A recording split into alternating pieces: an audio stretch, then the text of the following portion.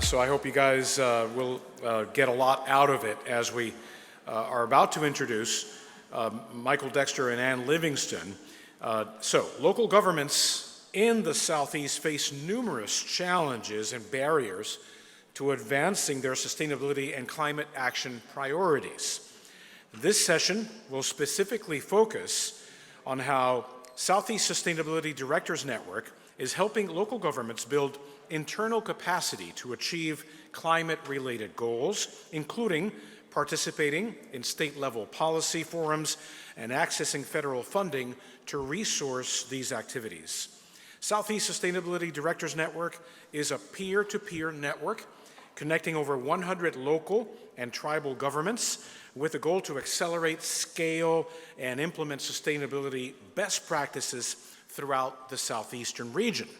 So our speakers today, as I briefly previewed earlier, will be Michael Dexter, the director of SSDN Multimedia Environmental Finance Center, and Ann Livingston, also SSDN's director of state policy programs. Please welcome Michael and Ann to the stage. Okay, so as a level set here, who in the room lives in a city or county? Just raise your hands. Okay, who in the room cares about climate? All right, who in the room cares about the people in their community? All right, you guys have a great affinity with our membership, I can tell already. Michael, I don't know which slide, I think we're on the intro, but, oh, we're on the screen. Okay, next slide, please. SSDN currently works in a 10-state region in the Southeast. We go north to Virginia, south to Florida, over to Louisiana and Arkansas, and soon we'll be adding services in Kentucky as well. We currently have 110 members throughout the Southeast, 34 of which are in Florida. Clearwater joined yesterday, and we also indirectly support 50 additional local governments through the Florida Sustainability Directors Network, which is unstaffed. Next slide, please. Let's see if I can get this to come up, actually. All right. In terms of our core programming, I run the state policy program, which works on state-level engagements with the legislature, commission, agencies, and utilities. We'll cover that in more detail later. We also support a peer-to-peer network engagement system where local governments can speak to each other about issues they face in terms of sustainability, resilience, equity challenges, celebrate successes, commiserate on struggles, et cetera. Michael manages our federal funding program, and then we do, oops, you passed. We do also support a microgrant program on an ongoing but somewhat cyclical basis. Those grants often focus on collaboration with community-based organizations and other partners throughout the community. Next slide, please. One thing that we spend a lot of time discussing, both within the federal funding program and within the policy space, is that local governments really do fulfill a unique stakeholder positioning. And that all local governments, by definition, own and operate major facilities, buildings, water and wastewater treatment plants, like Susan mentioned earlier. All of our members are also fleet owners and are very much interested in improving the efficiencies of their fleets, including electrification.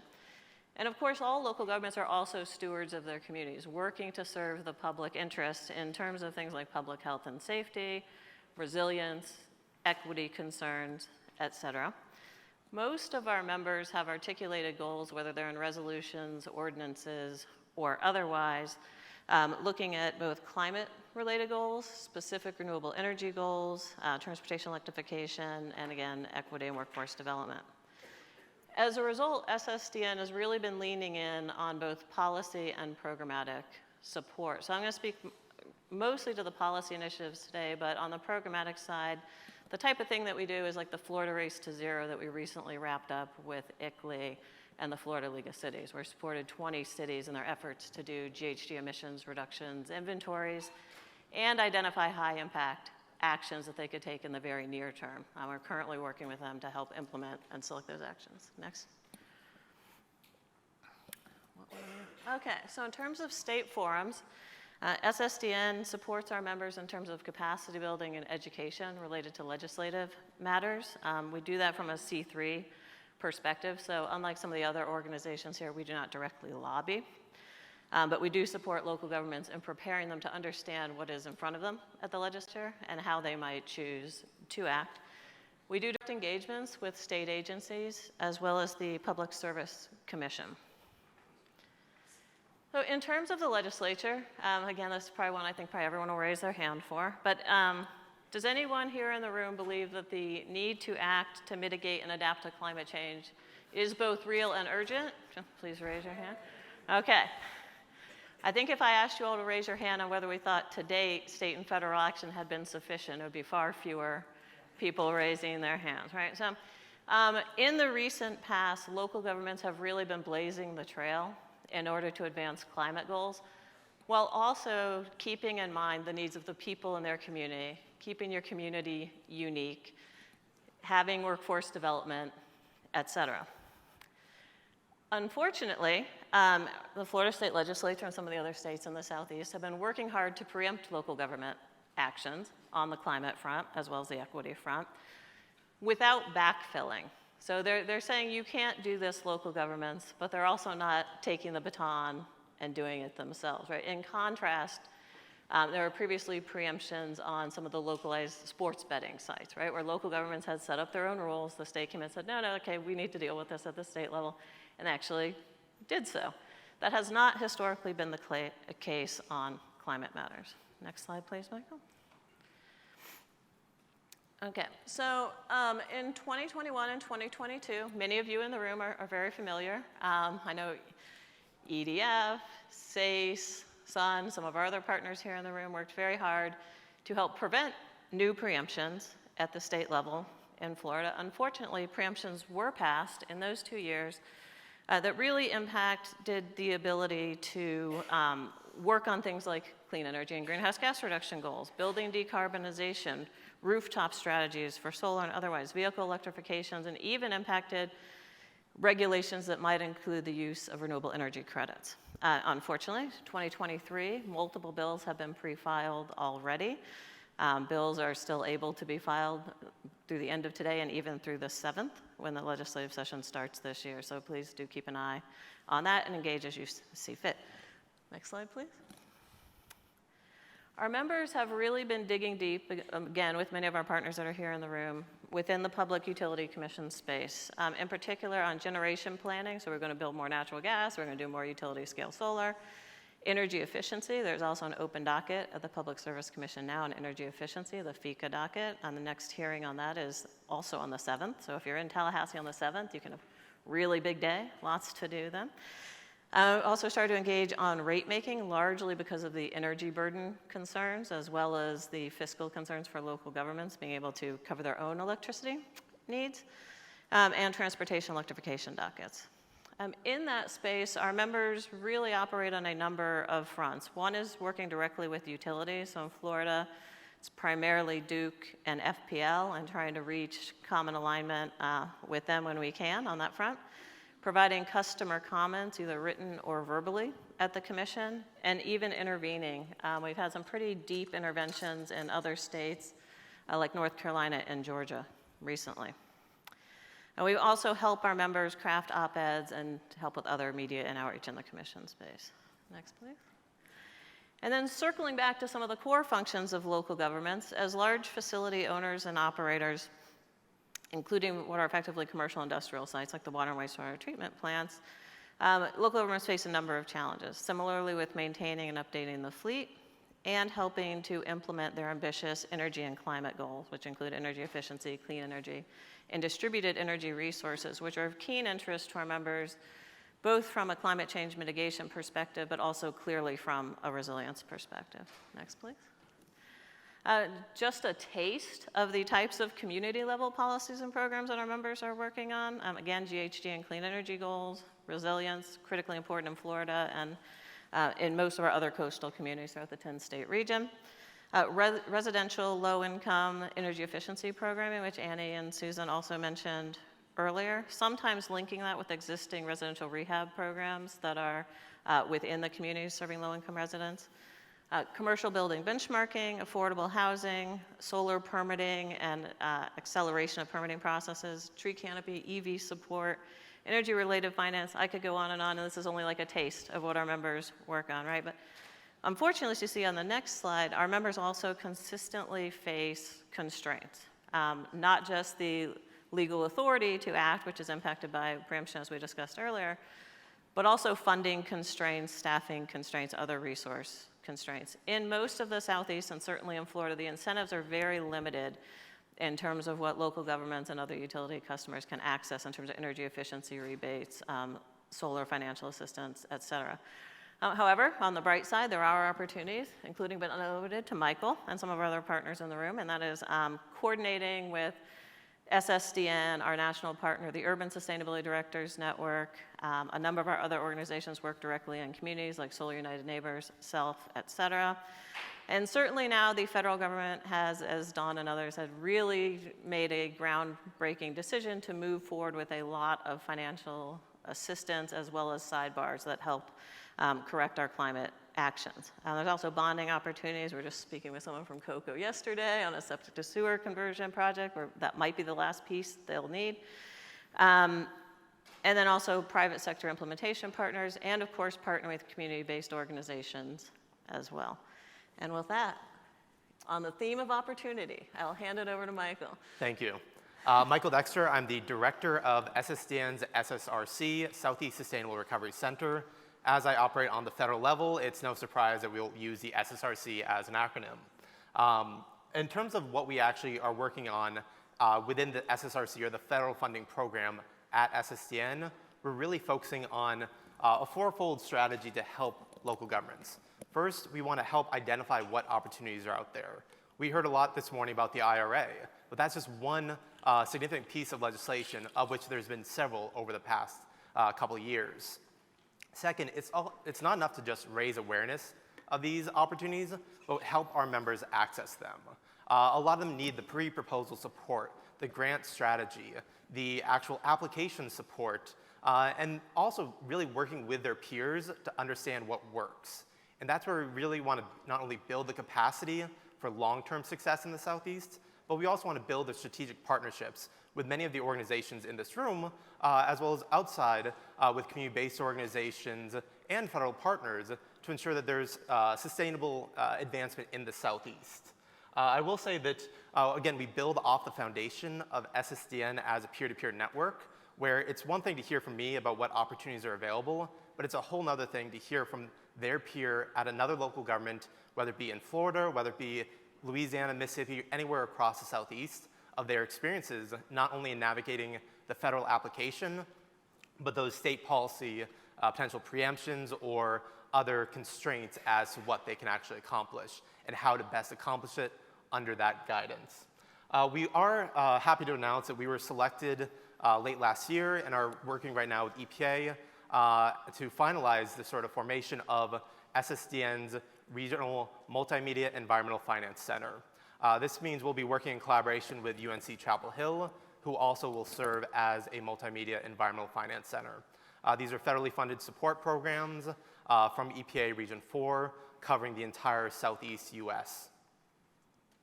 In terms of not only the IRA, but also the other significant piece of legislation that came out last year, the Bipartisan Infrastructure Law, or many of you all might be more familiar with it as the Infrastructure Investment and Jobs Act. These are now two significant pieces of once-in-a-lifetime investments that are being implemented right now. Things are changing on a daily basis. We had a huge announcement yesterday. There's announcements going out today. And basically every day, there's something new happening on the federal funding space.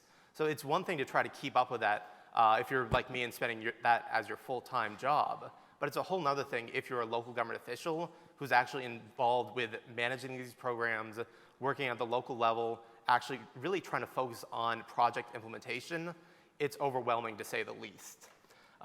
We do know that obviously there are dozens right now being implemented as we speak, but we're also waiting guidance on dozens of programs. And these are significant pieces of legislation are significant pieces of grant opportunities that our local governments, as well as community-based partners, will be really interested in potentially accessing.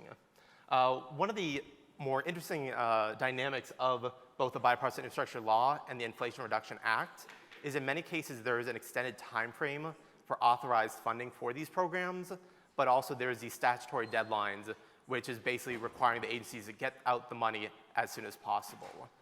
So we have not only this opportunity where we'll have a lot of infrastructure opportunities going forward in the next 5 years, but we also have really front-forwarded investment from EPA and other federal agencies to get the money out the door now and get projects started. In terms of where we're actually looking at helping communities, one of the big key opportunities recognizing what is happening at the administration level and their policies. And that's really where we're looking at the implementation of the IRA and the Bipartisan Infrastructure Law as focusing around Executive Order 14008, tackling the climate crisis at home and abroad. This executive order includes the Justice 40 commitment. If you all aren't familiar with the Justice 40 commitment, I would be really excited to talk to you a little bit more about that, but basically the key element of that commitment is that community-based organizations and the federal funding has to go to local communities on the ground that are titled sort of disadvantaged communities. Basically, the Justice 40 commitment says that 40% of federal investment benefits should go to these communities. It's really hard to sort of identify what these communities usually are, where they are, but we recognize when we work at the local level, the underinvested communities and neighborhoods in our community. The federal level, they are creating tools such as the Climate and Economic Justice Screening Tool, which helps look at the census tract level where these potential disadvantaged community census tracts are, but those aren't always reflected in the local information at that time. So many of your communities have done vulnerability assessments, environmental equity assessments. Those often provide another level of detail that are critical in not only supporting grant applications, but in showing that the federal aggregation of data is not always sufficient to recognize when there's need in a community.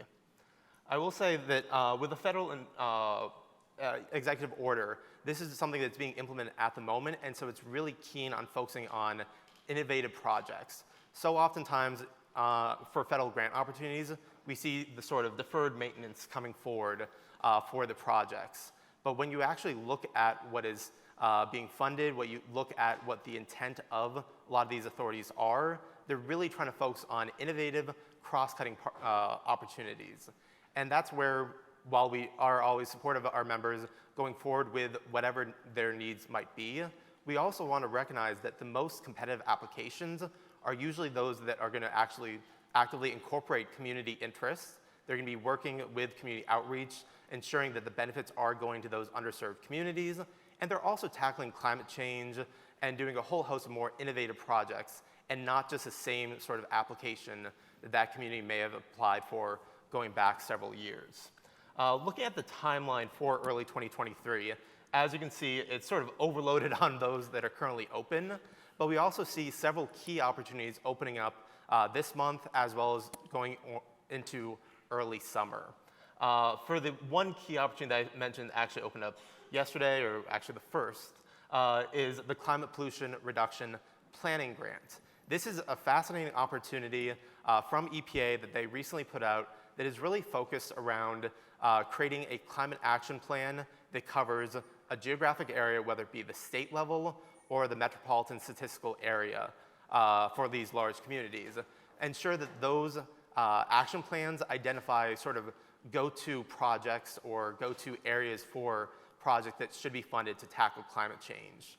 What's so key about the Climate Pollution Reduction Planning Grant is that based upon the guidance that we received from EPA, it looks like projects should have to be included sort of within the context of that action plan in order to be eligible for receiving the next set of funding under the implementation side of things. And that's really where the several billion dollars are going to be available.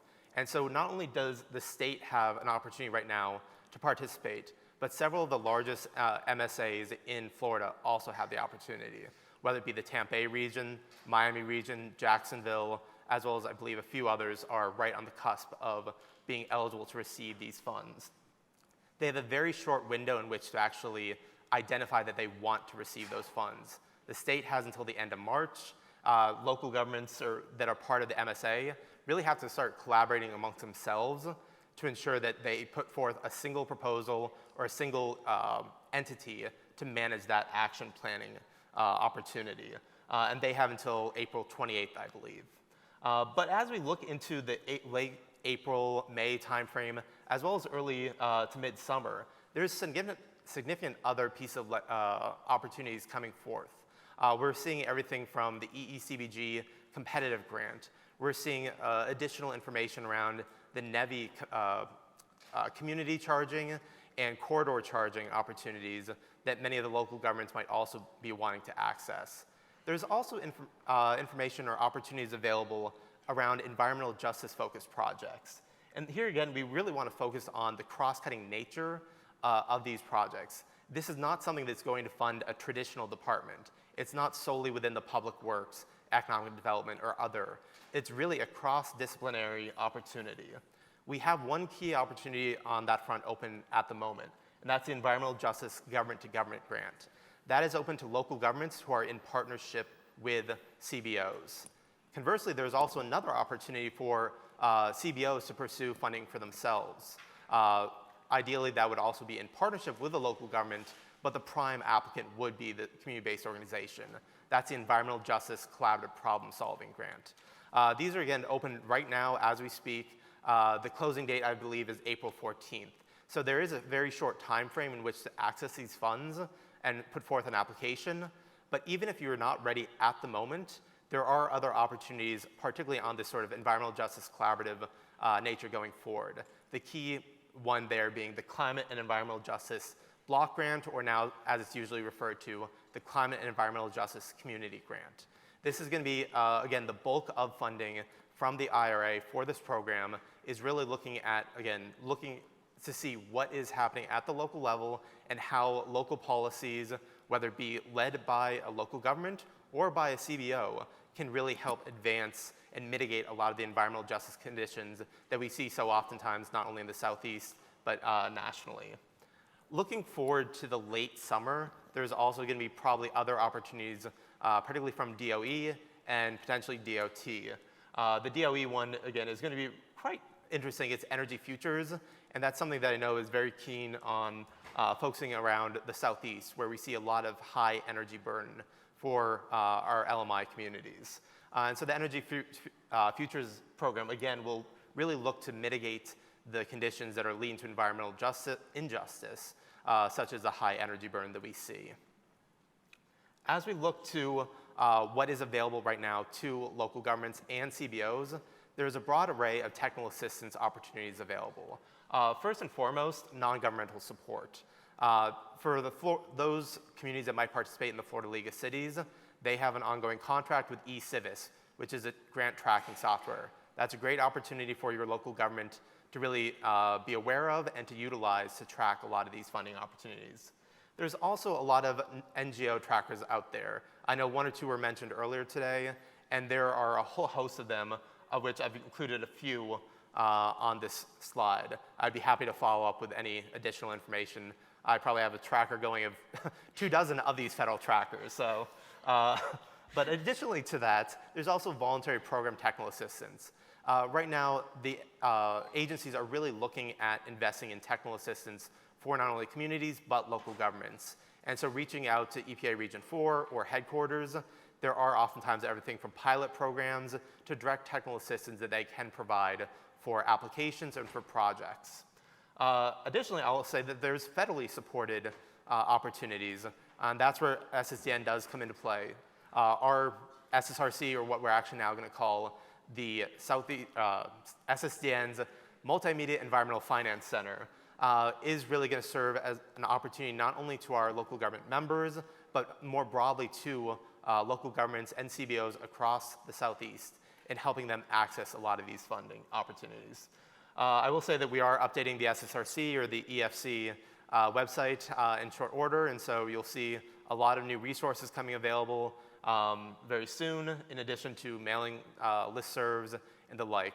But I really also just want to raise awareness of a lot of the existing resources available from a lot of our partners in the Southeast, whether it be SEA, SEEP, you name it. There are dozens of opportunities to really work with NGOs to advance climate, sustainability, and equity in the Southeast. But with that, we have our emails up there. Please feel free to reach out. Certainly happy to work with you all or your local governments in raising awareness of these grant opportunities and what can be done to really pursue the innovative projects that are necessary for climate action. Yeah, so thank you all for being here, and thank you for all the good work you do. Thank you.